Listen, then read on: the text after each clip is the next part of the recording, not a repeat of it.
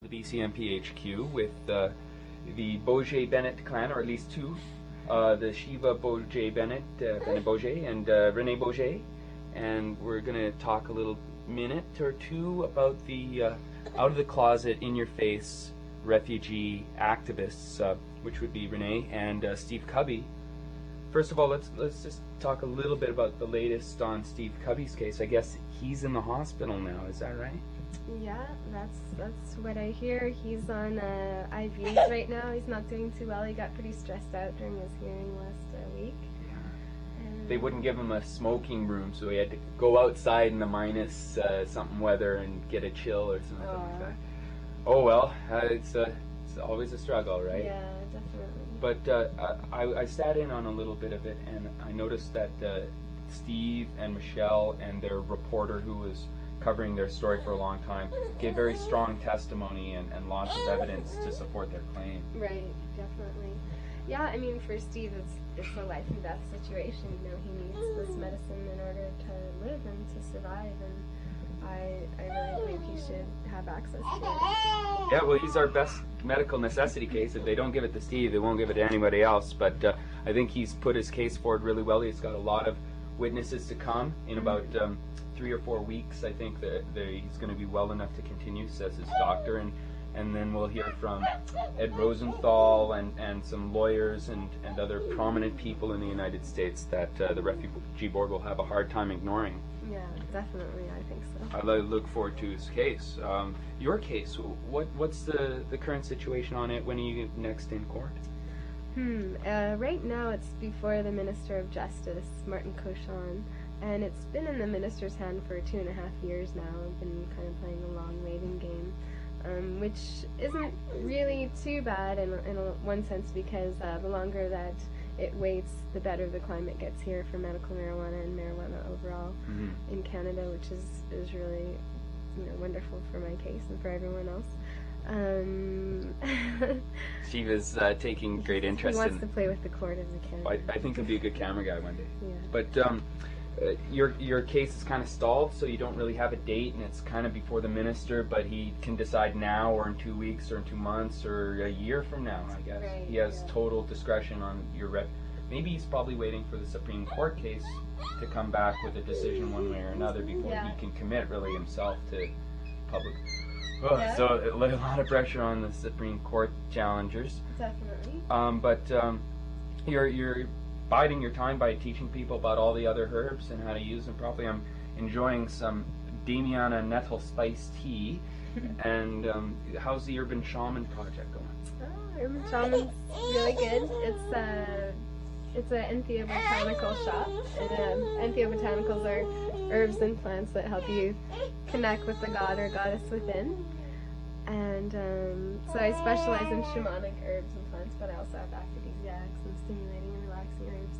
And I'm learning a lot. I'm doing a lot of reading and planting lots of seeds, so I'm having a good time. Oh, well, I'm glad you've found something to do here that's helping out, and I guess helping explain all the other herbs will help people understand cannabis better. Definitely.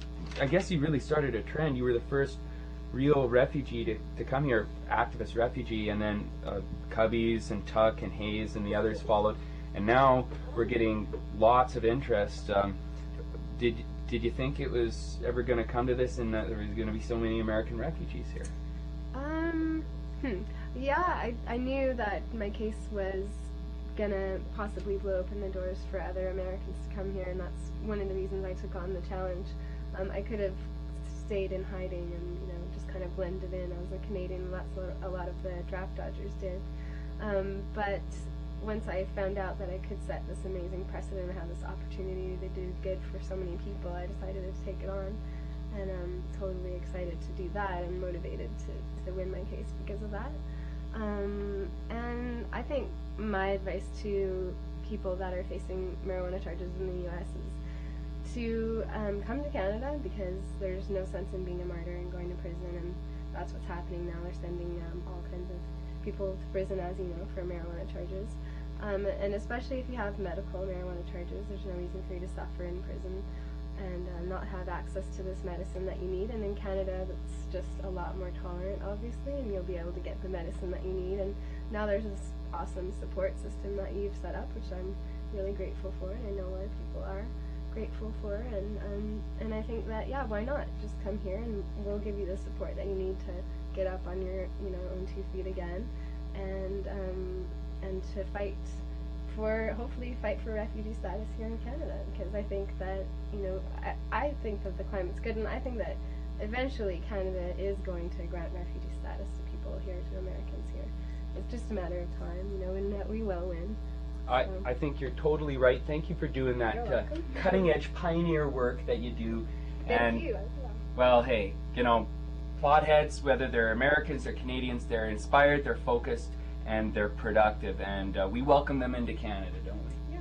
Every day, hundreds of people arrive on Canada's doorstep claiming to have been persecuted in their home country. Determining who is in real need of refugee status can be difficult, but of course people from certain countries go to the front of the line. So when an American shows up, it's rather unusual. Global National's Tara Nelson has the story. This is my ticket for me and my family to stay alive. Steve Kubby's medical marijuana certificate allows him the largest exemption of anyone in Canada to carry and smoke pot. I have cancer of the adrenal gland. It produces deadly amounts of adrenaline, and it's those deadly amounts of adrenaline that only cannabis appear to be able to control.